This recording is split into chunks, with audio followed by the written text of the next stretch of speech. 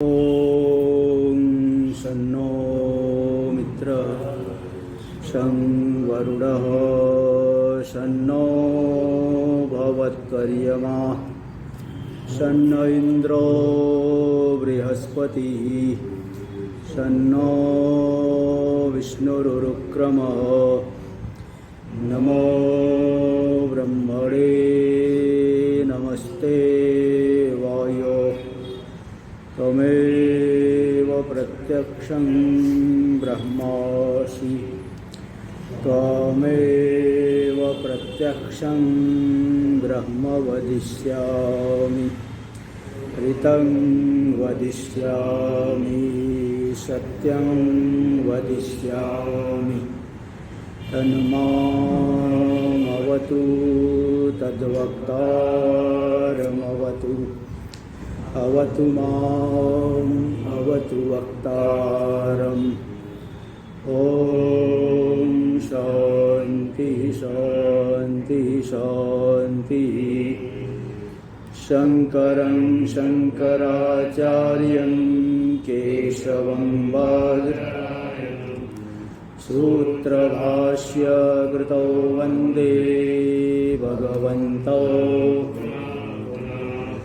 ईश्वरो गुरुरात्मेति मूर्तिभेदविभागिने व्योमवद्व्याप्तदेहाय दक्षिणामूर्तये नमः।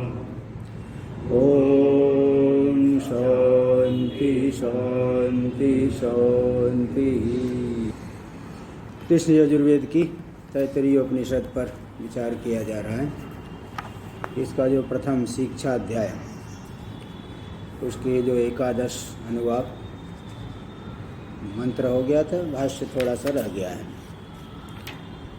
इसमें शंका कर रहे थे जहाँ पे यदि कर्म के विषय में कुछ संशय हो अथवा आचार व्यवहार के विषय में कोई संशय हो तो वहाँ पे रहने वाले उस क्षेत्र के जो उस देश काल में विचारशील जो ब्राह्मण हो, जो स्वयं युक्त हो, उस व्यवहार में अथवा कर्म में अभियुक्त हो, लगे हुए हो, और अपर से अन्य से पर प्रयुक्त न हो, पर किसी अन्य से प्रेरित होकर के न लगे हुए हो, लालच आदि से, और क्रोधी न हो, धर्म बुद्धि से करने वाले हो, वे जैसा व्यवहार करते हो, जिस प्रकार से आचरण करते हो उसी तरह से तुम भी करो। और किसी के ऊपर दोषारोपण हुआ है तो वहाँ भी ब्राह्मण, विचारशील ब्राह्मण लोग जैसा व्यवहार करते हैं वैसा ही करना चाहिए। यही आदेश है, यही उपदेश है, यही वेद का रहस्य, वेदार्थ है। वेद में रहस्य है, वेदोपनिषद, ये तद अनुशासनम, यही अनुशासन है, उपदेश है। यही ऐसा ही करना चाहिए, इसी तरह से उपासनीय है, इसका सेवन अवश्य करना है। तो यहाँ पे ही चलेगा 49 पृष्ठ पे अंतिम पंक्ति भाष्य।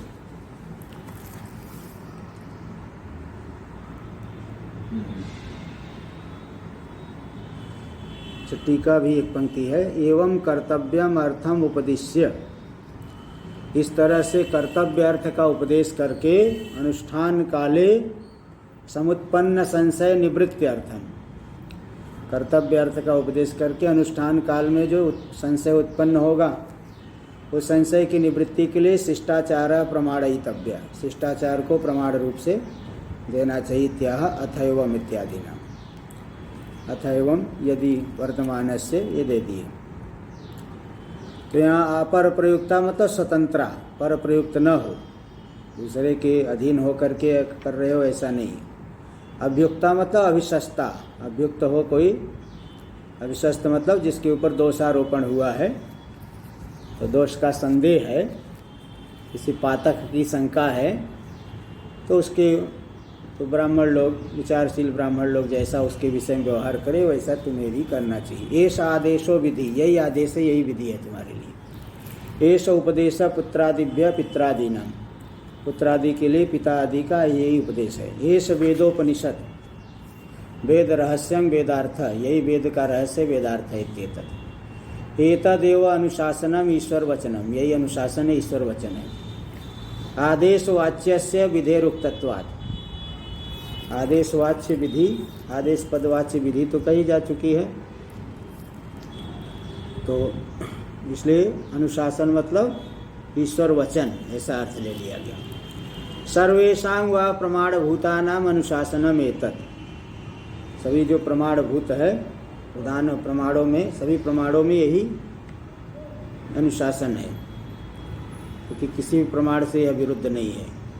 एतत् यस्मादेवं तस्मादेवं यथोक्तम सर्वं उपासितव्यम कर्तव्यम, क्योंकि ऐसा इसलिए यथोक्त सभी को कर लेना चाहिए। एवं चैतद उपास्यम उपास्यम एवं चैतद, इसको अवश्य सेवन करना चाहिए। नानुपास्यम इति आदरार्थम पुनर्वचनम, अनुपास्य नहीं है, सेवन करने योग्य ही है, अवश्य सेवन करना चाहिए। इस तरह से आदर के लिए 2 बार कह दिए। 11 अनुवाक तो पूरा हो गया। अब इस शिक्षा अध्याय का अंतिम अनुवाक जो है, इसमें आरंभ में तो सन्नो मित्र बोलते, लेकिन अंतिम में जो इस तरह से करते हैं, तो यहाँ भी आ गया। चलो इसको भी पढ़ कर दे। ओम सन्नो मित्रः सं वरुणः सन्नो भवत्वर्यमा सन्न इंद्रो बृहस्पतिः सन्नो विष्णुरुक्रमः नमो ब्रह्मणे नमस्ते वायो त्वमेव प्रत्यक्षं ब्रह्मासि त्वमेव प्रत्यक्षं ब्रह्मावादिशं ऋतमवादिशं सत्यमवादिशं तन्मावीत् तद्वक्तारमावीत् आवीन्माम् आवीद्वक्तारम्। ओम शांति शांति शांति। यहाँ पे तो बस पहले आरंभ में जो शांति पाठ है वैसा ही, लेकिन यहाँ पे थोड़ा सा अंतर ये दे दिए। त्वमेव प्रत्यक्षं ब्रह्मावादिशं, पहले कहा था तुम्हें मैं प्रत्यक्ष ब्रह्म कहूँगा, और अब कह रहे हैं तुम्हें ही प्रत्यक्ष ब्रह्म मैंने कहा, मतलब अब बोल चुके हैं ना। ऋतम ऋतम वदिष्यामि, तो ऋतम अवादिशं, तुम्हें ही मैंने ऋत, शास्त्र में कही गई बातों जो ऋत है वही वह तुम ही हो, ऐसा मैंने कह दिया। पहले बोले थे आरंभ में कहूँगा, अब बोले कह दिया।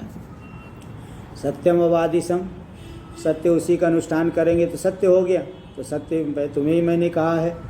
तन्माम आवीत, और आपने भी मेरी रक्षा की, रक्षा कर दिया। मैं प्रारंभ में करा रक्षा करिए, अब आपने रक्षा कर दिया, तभी तो यहाँ तक पाठ पूरा हो गया, प्रथम अध्याय पूरा हो रहा है, तो आपने रक्षा की हमारी। तद्वक्तारम आविद, इसी तरह से आपने वक्ता की भी रक्षा की। आवीन माम आविद वक्तारम, आपने मेरी रक्षा की और वक्ता की भी रक्षा की। ओम शांति शांति शांति। टीका में देख लीजिए। ओम सन्नो मित्र तद अपरम ब्रह्म माम अपर विद्यार्थिनम आविद रक्षद इत्यर्थ। वो जो अपर ब्रह्म है, अपर ब्रह्म यानी कार्य ब्रह्म, वह मुझ अपर विद्यार्थी, अपर विद्या को चाहने वाले, विद्या के जो अर्थी कामी है, उसकी आपने रक्षा की इत्यर्थ। ये पूरा हुआ। भाष्य में भी एक पंक्ति है, अतीत विद्या प्राप्त्युपसर्ग शमनार्थम शांतिम पठत। अतीत विद्या की प्राप्ति में जो उपसर्ग विघ्न है, उस विघ्नों के शमन के लिए शांति पाठ कर रहे हैं। सन्नो मित्रैति व्याख्यातम एतत् पूर्व, इसकी पहले ही व्याख्या की जा चुकी, इसलिए ज़्यादा कुछ हमें कहना नहीं है, तो यहाँ ये बता दी। अब यहाँ थोड़ा विचार करेंगे। यदि कुछ कर्मों की बात आई है, उपासना तो है ही,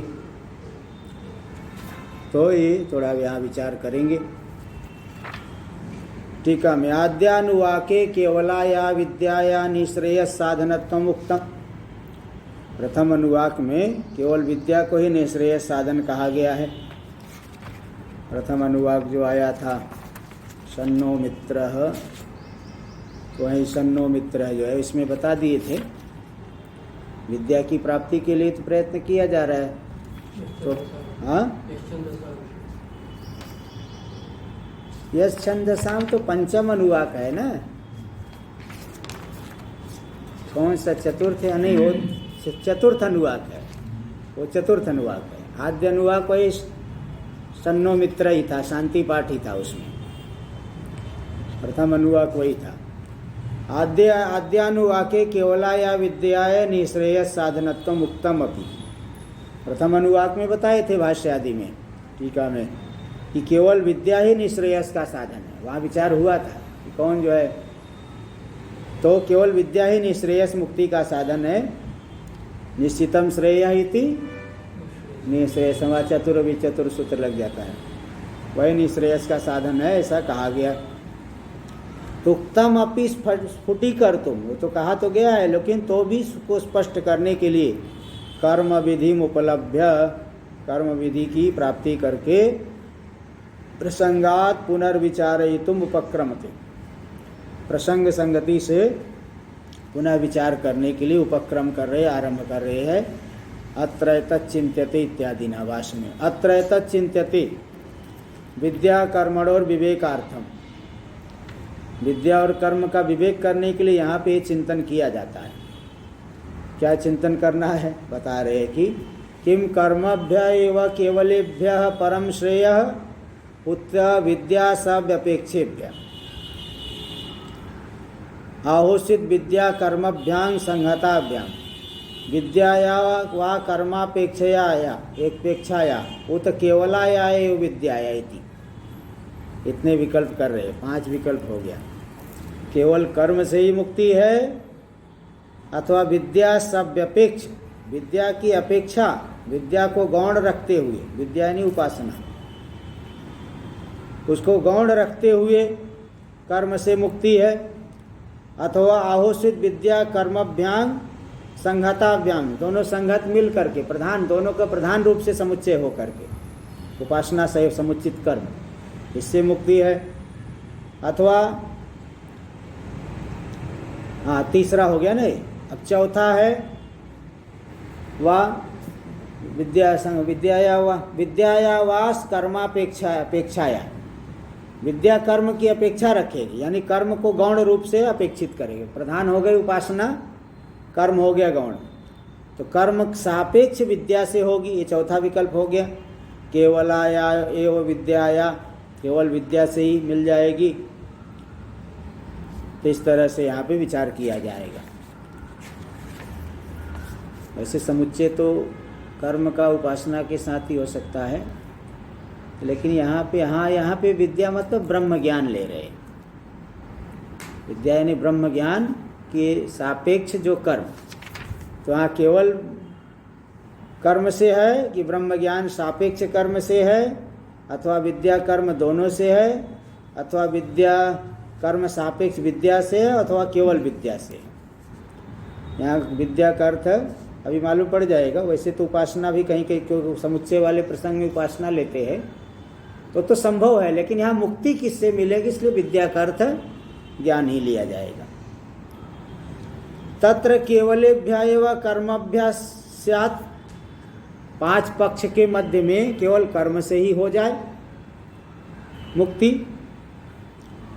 केवल कर्म से ही मुक्ति हो जाए, क्योंकि समस्त वेदार्थ ज्ञानवतः कर्माधिकारात्, संपूर्ण वेदार्थ के ज्ञान वाले का ही कर्म में अधिकार होता है। अर्थी समर्थो विद्वान अपर्युदस्तस्य, अर्थी हो, समर्थ हो, विद्वान हो, अपर्युदस्त निषिद्ध न हो, वैसी का कर्म में अधिकार है। तो संपूर्ण वेद के अर्थ को जानने वाले, संपूर्ण वेदार्थ ज्ञान वाले का ही कर्म में अधिकार है। इसलिए यही मानना पड़ेगा कि केवल कर्म से ही मुक्ति बोले, क्योंकि संपूर्ण वेद पढ़ के भी जब कर्म, तभी कर्म के अधिकारी बन रहे हैं, तो मतलब कर्म से ही मुक्ति। और कर्मणैव संसिद्धि मास्तिता जनकादय, जनकादि कर्म से ही संसिद्धि की प्राप्ति किए हैं। और कर्म वाले वाक्य में यह एवं विद्वान पौर्णमासीम यजेत, जो इस प्रकार से विद्वान पौर्णमासी का, वहाँ विद्वान शब्द आया, पौर्णमासी याग करेगा, अमावस्या याग करेगा। इसलिए समस्त वेदार्थ ज्ञान वाले का कर्म में अधिकार होने से विद्वान को कर्म करने के लिए कहीं साक्षात विद्वान शब्द आया है, इसलिए कर्म से ही मुक्ति ध्वनित हो रही है, इसे ही मानना चाहिए। अच्छा, विवेक का विद्या कर्मण और विवेकार्थम, विवेकार्थम का टीका में किए है विवेकार्थम इति पृथक फलत्व ज्ञापनार्थम, विद्या और कर्म का पृथक पृथक फल है, इसका ज्ञापन करने के लिए इत्यर्थ। भूतं भव्याय उपदिश्यते, जो भूत है सिद्ध पदार्थ साध्य के लिए उपदेश किया जाता है। टीका में सिद्ध पदार्थ का साध्य के लिए उपदेश होता है, जैसे सिद्ध दधि आदि का साध्य याग के लिए उपदेश होता है। इति न्यायेन आत्मज्ञानस्यापि कर्म कर्तृ संस्कारतया, इस न्याय से आत्मज्ञान भी तो कर्म के कर्ता के संस्कार रूप से कर्म विधि शेषत्वात्, कर्म विधि का शेष हो जाएगा। इसलिए श्रुतस्यापि फलस्य अर्थवाद मात्रत्वात्, जो फल सुना गया है वो तो अर्थवाद मात्र है। अर्थवाद यानी ज्ञान वाले प्रसंग में जो कुछ फल आदि सुना गया, मुक्ति आदि फल बताए गए, वो तो अर्थवाद मात्र है। इसलिए कर्मभ्य एव परम श्रेय इति पूर्व पक्ष, कर्म से ही मुक्ति मिल जाएगी, ये पूर्व पक्षी कह रहा है, ये पूर्व पक्ष है। तो वही यहाँ भाष्य में दे रहे, तत्र केवलभ्य एव कर्मभ्य स्यात्, केवल कर्मों से ही मुक्ति मिल जाएगी, क्योंकि समस्त वेदार्थ ज्ञान होता है कर्माधिकारात्, संपूर्ण वेदार्थ ज्ञान वाले का ही कर्म में अधिकार है।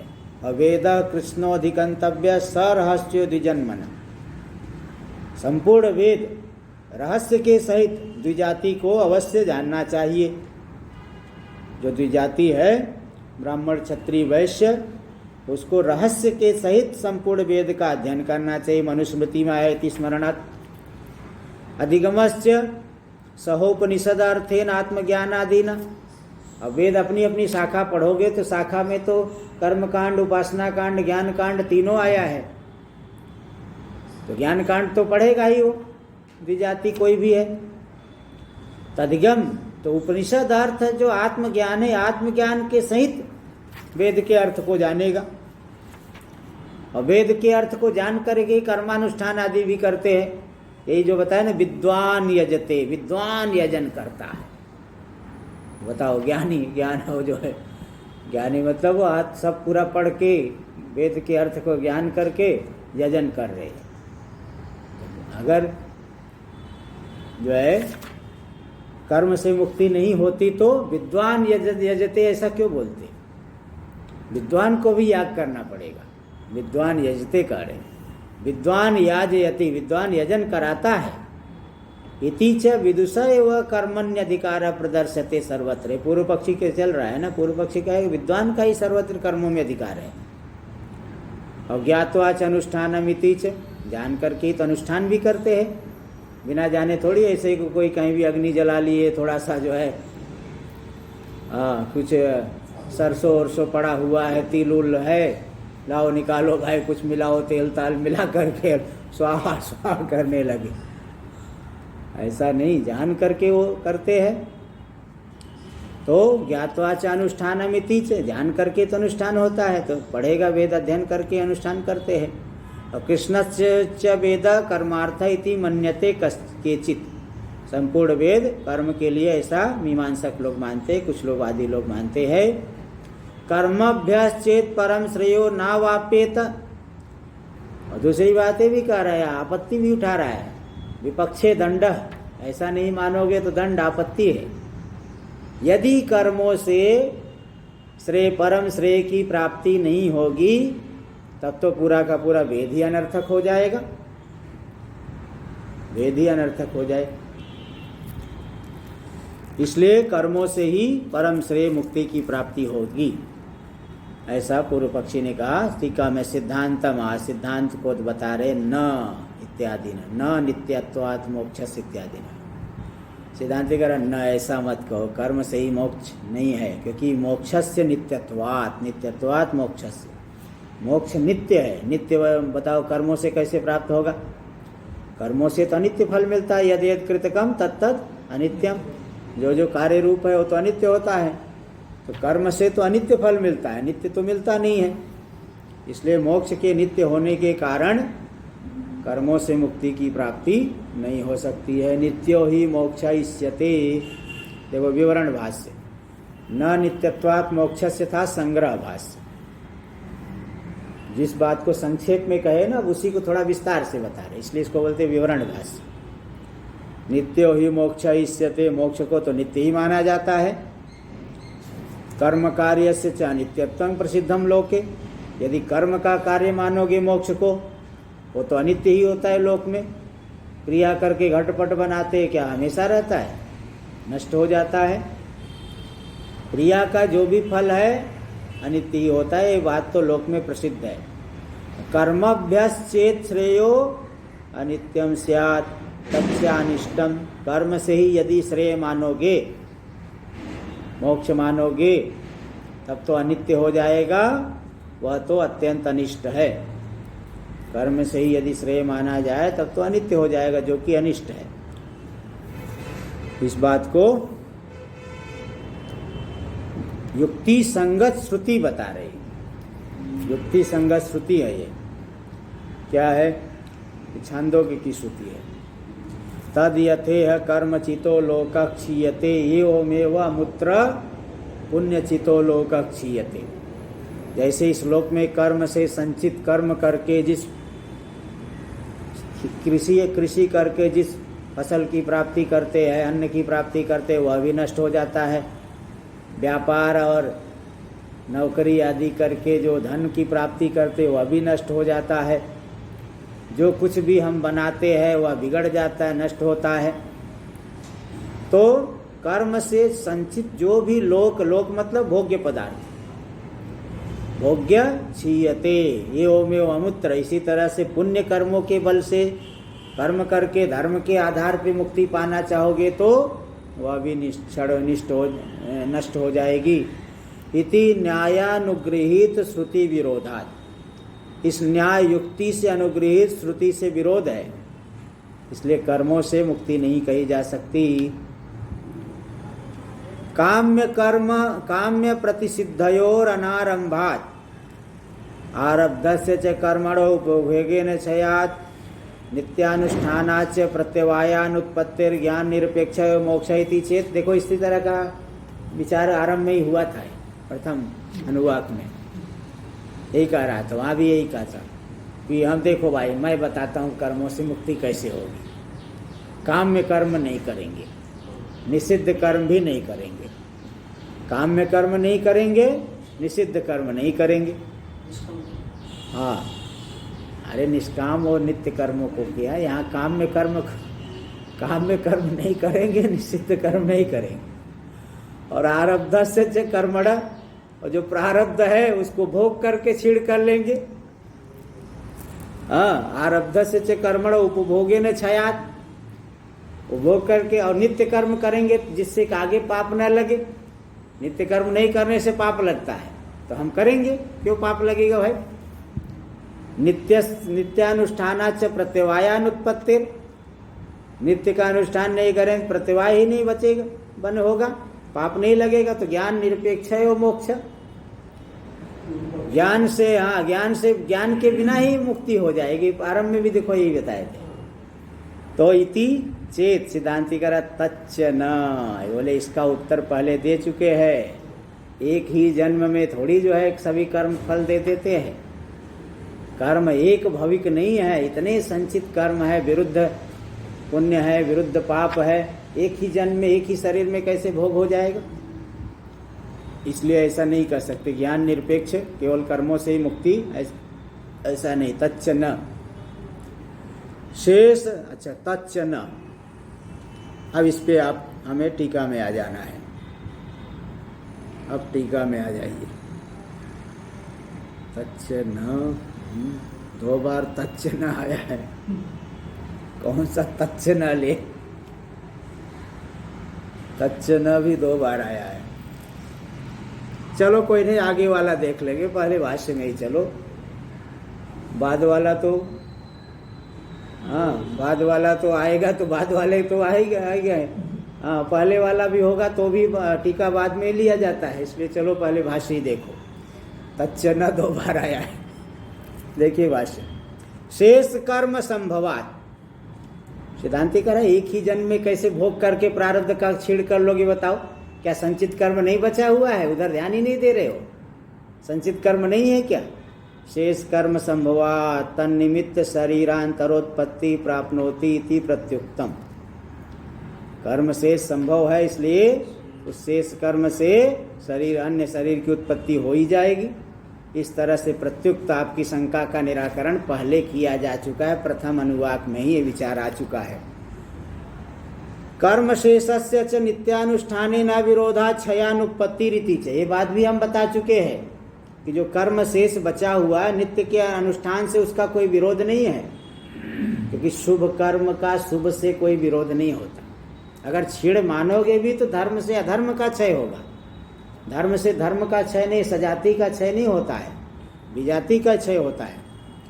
कर्म शेषस्य च नित्यानुष्ठानेन अविरोधात्, नित्य अनुष्ठान से कर्म शेष का कोई विरोध नहीं होने से क्षयानुपत्ति रीति च, क्षय नहीं हो पाएगी, इस बात को भी हम बता चुके हैं।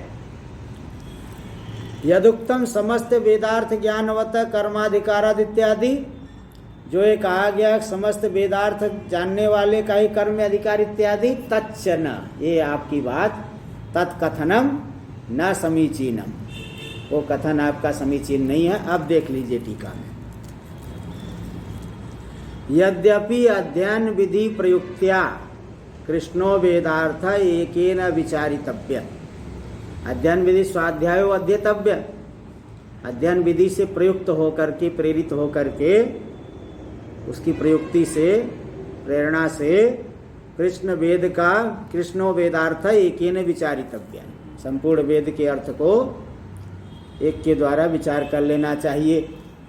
तथापि अध्ययन विधौ प्रतिवाक्याध्ययनं प्रतिवाक्यार्थ विचारं च व्यापार भेदात् तत्प्रयुक्त्या अभ्युदय कामस्य कर्मोपयोगी वाक्यार्थ ज्ञानवत्वमात्रेण कर्मण्यधिकार संभवात् ब्रह्म साक्षात्कारस्य तत्रानुपयोगित्वात् न समस्त वेदार्थ ज्ञानवतः कर्माधिकारे प्रमाणम अस्तित्याह। तो यहाँ देखो ये बता रहे हैं कि समस्त वेदार्थ, कर्म करने के लिए पूरा वेद के अर्थ जानना पड़ेगा, ऐसी कोई आवश्यकता नहीं। जैसे खेती करना है तो फिर पूरा वेद पढ़ना पड़ेगा खेती करने के लिए। अरे भाई, खेती करने के लिए जितना वहां का ज्ञान आवश्यक उतना ही चल जाएगा। कि थोड़ी कि कृषि करने के लिए भाई व्यापार को भी सीखना पड़ेगा, नौकरी वाला सीखना, फिर कृषि करेंगे, ऐसा नहीं है। जिस चीज को आप करने जा रहे हो तत्संबंधी ज्ञान होना चाहिए। तो कर्म करने के लिए पूरे वेद के अर्थ का ज्ञान होना चाहिए, कोई आवश्यक नहीं, यही यहाँ बता रहे। तो यद्यपि अध्ययन विधि प्रयुक्त्या, अध्ययन विधि से प्रेरित होकर के, प्रयुक्ति से प्रेरित होकर के, प्रेरणा से संपूर्ण वेदार्थ एक के द्वारा विचारितव्य है, विचार करने योग्य है। तथापि अध्ययन विधौ प्रतिवाक्याध्ययनम, अध्ययन विधि में प्रतिवाक्य का अध्ययन और प्रतिवाक्यार्थ विचारम च, एक व्यापार से ही सब कार्य है ना, तो प्रतिवाक्याध्ययनम, अध्ययन विधि में प्रतिवाक्य का अध्ययन और प्रतिवाक्यार्थ विचारम च व्यापार भेदात, प्रत्येक वाक्य के अध्ययन के प्रति और प्रत्येक वाक्यार्थ विचार के प्रति क्रम से उसको लगाएंगे ना वहाँ पे, तो व्यापार भेदात, व्यापार भिन्न भिन्न हो जाएगा। तब तो तत्प्रयुक्त्या अभ्युदय कामस्य कर्मोपयोगी वाक्यार्थ ज्ञानवत्व मात्रेण, उससे प्रेरित होकर के अभ्युदय जो चाहने वाला है वह कर्मोपयोगी वाक्यार्थ ज्ञानवत्व मात्रेण, वो पूरे वाक्यार्थ यानी उपासना का भी ज्ञान होना चाहिए। हाँ, ब्रह्म, शुद्ध ब्रह्म उपनिषद का भी ज्ञान होना चाहिए कर्म करने के लिए। बोले उससे जो है कोई आवश्यकता नहीं है। अभ्युदय जो चाहने वाला है, स्वर्ग आदि ऐश्वर्य को चाहने वाला है, कर्म के उपयोगी वाक्यार्थ ज्ञानवत्ता से ही उसका कर्म में अधिकार संभव हो जाएगा। तो प्रतिवाक्य के अध्ययन और प्रतिवाक्यार्थ विचार के प्रति व्यापार भिन्न भिन्न है। एक व्यापार से सब कार्य तो नहीं होंगे, तो मतलब प्रत्येक वाक्य के अध्ययनम प्रतिवाक्यार्थ विचारम च व्यापार भेदा, अध्ययन विधि में प्रत्येक वाक्य के अध्ययन और प्रत्येक वाक्य अर्थ विचार के प्रति व्यापार भिन्न भिन्न होने से तत्प्रयुक्त्या उससे प्रयुक्त होकर के अभ्युदय जो चाहता है कर्मोपयोगी के वाक्यार्थ ज्ञान वत्ता मात्र से ही कर्म में अधिकार संभव हो जाएगा। ब्रह्म साक्षात्कार से तत्रानुपयोगित्वाद, ब्रह्म साक्षात्कार का कर्मों में कोई उपयोग नहीं है। इसलिए न समस्त वेदार्थ ज्ञानवत कर्माधिकारी प्रमाणम अस्ति, संपूर्ण वेदार्थ ज्ञान वाले का ही कर्म में अधिकार है, इसमें कोई प्रमाण नहीं है। इत्या तच्च न, ये मत कहो कि संपूर्ण वेदार्थ ज्ञान वाले का ही कर्म है, इसलिए दूसरा वाला ही तच्च न लेना। यहाँ जो है तो यहाँ दे रहे तच्च न, आगे दे रहे टीका में देखिए, यद्यपि चाध्ययन विधि प्रयुक्ता वेचा वेदांत विचारोपि कृतो गुरुकुल एवं, यद्यपि अध्ययन विधि से प्रेरित होकर के गुरुकुल में ही वेदांत का भी विचार करेगा। इसलिए जो ईशावास्य आदि देखा हूँ पाठ करते हैं तो उपनिषद वाले का भी मंत्र का भी पाठ करते हो, कर्मकांड भाग पढ़ते हैं उसमें वो अपनी शाखा का पूरे का पढ़ेंगे, तो कर्म वाले वाक्यों का भी पाठ करेंगे और वो वेदांत के वाक्यों का भी पाठ करते हैं। तो गुरुकुल में ही उन्होंने वेदांत विचार भी किया है अध्ययन विधि से प्रेरित होकर के, गुरुकुल में ही किया। तथापि न समस्त वेदार्थ ज्ञानवत्व अधिकार, फिर भी समस्त वेदार्थ ज्ञान वाले का कर्म में अधिकार ऐसा नहीं कहा जा सकता, क्योंकि उपासना साध्य से ब्रह्म साक्षात्कार से पृथक भावान, उपासना के द्वारा साध्य जो ब्रह्म साक्षात्कार है वह पृथक है, वेदजन्य तदर्थ ज्ञान से पृथक है। उपासना साध्य, उपासना करेंगे मनन आदि करेंगे, उससे साध्य जो ब्रह्म साक्षात्कार है वह पृथक, वो पृथक है, कर्म से अलग ही है। इत्यास श्रुत ज्ञाने थी नहीं, यहाँ देखो दे रहे, आगे दे रहे, श्रुत ज्ञान मात्रेण कर्मणि ही कर्मणि अधिक्रियते नोपासनाम अपेक्षते, श्रुत ज्ञान मात्र से ही, वहाँ देखो श्रुत ज्ञान व्यतिरेक, अच्छा एक पंक्ति रह गई थी, श्रुत ज्ञान व्यतिरेकाद उपासन से, उपासन का अर्थ है निधिध्यासन लेना, या उपासना का अर्थ निधिध्यासन लेना। वो जो आया ना टीका में, उपासना साध्य से ब्रह्म साक्षात्कार से पृथक भाव, उपासना में निधिध्यासन यहाँ लेना, यहाँ भी उपासना का अर्थ निधिध्यासन है। निधिध्यासन के द्वारा साध्य जो ब्रह्म साक्षात्कार है वह अलग ही है, वेदजन्य तदर्थ ज्ञान से वो पृथक ही है। वो वेद से जो अर्थ का ज्ञान हुआ उससे पृथक ही है वो निधिध्यासन करके जो ब्रह्म साक्षात्कार,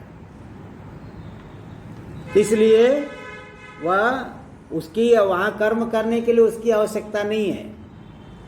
ये यहाँ बता रहे, श्रुत ज्ञान व्यतिरेकाद उपासनस्य, उपासना जो है निधिध्यासन श्रुत ज्ञान से, श्रवण से जो ज्ञान हुआ उससे अलग ही है। और निधिध्यासन, निधिध्यासन ओ श्रुत ज्ञान से अतिरिक्त ही उपासना मतलब निधिध्यासन, और निधिध्यासन से जो ज्ञान होगा वही ब्रह्म साक्षात्कार है। तो ये यहाँ दे रहे हैं, श्रुत ज्ञान व्यतिरेकेण, श्रुत ज्ञान मात्रेण ही कर्मणि अधिक्रियते नोपासनाम अपेक्षते, श्रुत ज्ञान मात्र से ही, केवल श्रवण कर लिया तो श्रुत ज्ञान मात्र, वहाँ कोई निधिध्यासन नहीं करना है, अनुष्ठानोपयोगी ज्ञान चाहिए, वो तो जो है 2-4 बार साथ में मिलके करेगा तभी अनुष्ठान कर पाएगा। इसलिए तो पहले जैसे डॉक्टर बन गया तो पहले प्रैक्टिस करना पड़ेगा, इंजीनियरिंग पढ़ लिए तो भी अपने जूनियर बन करके पहले काम करना पड़ेगा। ऐसे ही यहाँ पे भी श्रवण कर लिया आपने पूरे वेद का, थोड़ा अर्थ सामा आपात रूप से जान लिए, अब अनुष्ठान करोगे किसी के साथ में मिल करके, तब जो है अनुष्ठानोपयोगी ज्ञान आपको हो जाएगा। तो वहाँ निधिध्यासन करने की आवश्यकता नहीं है। तो श्रुत ज्ञान मात्रेण ही कर्मणि अधिक्रियते नोपासनाम अपेक्षते, उपासना की वहाँ आवश्यकता नहीं है कर्म करने के लिए। उपासनां च श्रुत ज्ञानाद अर्थांतरं विधीयते मोक्ष फलम, उपासना जो निधिध्यासन है वह तो श्रुत ज्ञान से भिन्न ही है, वो मोक्ष फलक है, उसका अलग से विधान हुआ है, वो अलग ही है। टीका में देख लीजिए। श्रुताद गुरुकुले विचारिताद वाक्यात, जो श्रवण किया गुरुकुल में विचार किया, उस वाक्य से कर्मानुष्ठानोपयोगी यज ज्ञानम, कर्मानुष्ठान के उपयोगी ज्ञान हो गया। तावन मात्रेण कर्मण्यधिक्रियते, उतने मात्र से ही कर्म में वह अधिकारी बन जाएगा। न ब्रह्म साक्षात्कार फलम उपासनम अपेक्षते, ब्रह्म साक्षात्कार फलक जो उपासन है, निधिध्यासन है, उसकी अपेक्षा नहीं करेगा कर्म के लिए, क्योंकि व्यतिरेक भाव तो व्यतिरेकत्वात्, वह तो अलग है, पृथक ही है वह। अध्ययन विधि व्यापारोपरमे अनुष्ठेयम तथा भूतम ब्रह्मोपासनमेव नास्ति। बोले अध्ययन विधि का व्यापार जब उपरमित हो गया, कर्मानुष्ठानोपयोगी ज्ञान होने से ही वो व्यापार समाप्त हो गया, तो ब्रह्म उपासना, ब्रह्म का निधिध्यासन, इस प्रकार का तो कोई अनुष्ठेय है ही नहीं। फिर तो माना भावात वह तो है ही नहीं, कुछ में प्रमाण नहीं थी। पूर्व पक्षी कहेगा, सिद्धांति कहेगा न वक्तव्यम, ऐसा मत बोलो भाई। उपासनम च श्रुत ज्ञानाद अर्थांतरंग विधीयते मोक्ष फलम, जो कि आया है श्रोतव्यो मंतव्यो निधिध्यासितव्य से कहा गया है। और ब्रह्माभ्यास से स्मृति ग्रंथों में भी कहा गया, पंचदशी और अन्य भगवान भाष्यकार आदि बहुत जगह कहे, तत्चिंतनम तत्कथनम अन्योन्यम तत्प्रबोधनम एतदेक परत्वं च ब्रह्माभ्यासं विदुर्बुधा। उसी का चिंतन करो, उसी का कथन करो, परस्पर एक दूसरे को बोधगत कराओ और तत्परायण हो जाओ, इसी को विद्वान लोग ब्रह्माभ्यास कहते हैं। तो वो तो अलग ही है, वो अलग ही उसको मानना पड़ेगा। भाष्य में देखिए आगे, अर्थांतर प्रसिद्धिश्च स्यात्। हाँ, अर्थांतर प्रसिद्धि भी है ना, यहाँ पे अर्थांतर रूप से प्रसिद्धि है। प्रसिद्धि है क्योंकि क्या है, क्या प्रसिद्धि है? श्रोतव्य इति उक्त्वा, पहले श्रोतव्य कह दिए, उसके अनंतर तद व्यतिरेकेण, उससे भिन्न रूप से मंतव्यो निधिध्यासितव्य इति यत्नांतर विधानात्, मनन करना चाहिए, निधिध्यासन करना चाहिए, इस तरह से अन्य यत्न का विधान हुआ है। इसलिए मनन निधिध्यासनयोश्च प्रसिद्धम श्रवण ज्ञानाद अर्थांतरत्वम, श्रवण ज्ञान से भिन्न अर्थ है मनन निधिध्यासन, ये प्रसिद्ध है, कोई गलत बात नहीं है, ये तो आया ही है। टीका में देख लीजिए, एतच्च कर्म मीमांसा न्यायांगीकार मात्रेण उक्तम, कर्म मीमांसा न्याय युक्ति को अंगीकार मात्र से ये कह दिया गया। तो ये जो कहा ना, क्या कहा, 3 नंबर टिप्पणी में दे दी, ये तच्चेति स्वाध्याय विधि प्रयुक्तस्य व वेदांत विचारस्य गुरुकुले संपन्नत्वेन। स्वाध्याय विधि प्रयुक्त जो वेदांत विचार है वो तो गुरुकुल में ही संपन्न हो गया है, इसलिए तदर्थ ज्ञान से कर्माधिकार प्रयोजकत्व, गुरुकुल में जो वेदांत विचार किए हैं वह कर्माधिकार का प्रयोजक है, वो उसका अर्थ ज्ञान। ये तो मीमांसा न्याय को अंगीकार मात्र से कहा गया है। वस्तुतश्च वास्तव में क्या है, श्रोतव्य विधि प्रयुक्त एवं उपनिषद विचारारंभो भिन्नाधिकार। वास्तव में वेदांत विचार तो श्रोतव्यो मंतव्यो निधिध्यासितव्य, यहाँ श्रोतव्य विधि से प्रयुक्त ही है उपनिषद विचार का आरंभ। वह गुरुकुल में उपनिषद विचार नहीं होता है, भिन्नाधिकार, भिन्न अधिकार वाला है, इसका अधिकारी भी भिन्न है, भिन्न योग्यता वाला है वह विचार का आरंभ। इसलिए अथा तो ब्रह्म जिज्ञासा वेदव्यास जी ने अलग से बनाया ब्रह्म मीमांसा।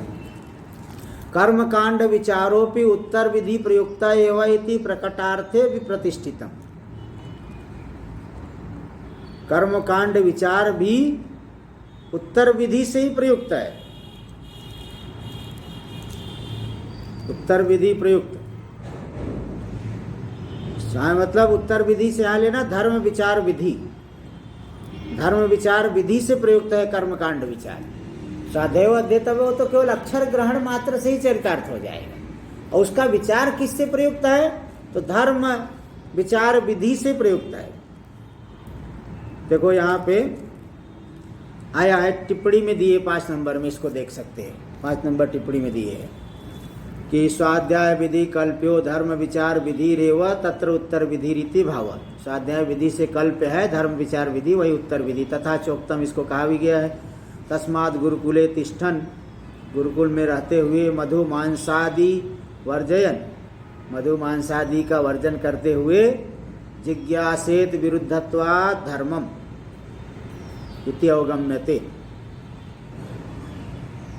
हाँ, तो जिज्ञासा करें, मधु मांसादि का वर्जन करते हुए जिज्ञासा करें।